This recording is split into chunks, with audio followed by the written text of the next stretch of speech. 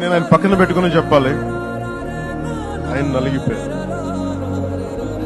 నలిగిపోయారు. జైల్లో చూశాను ఆయన.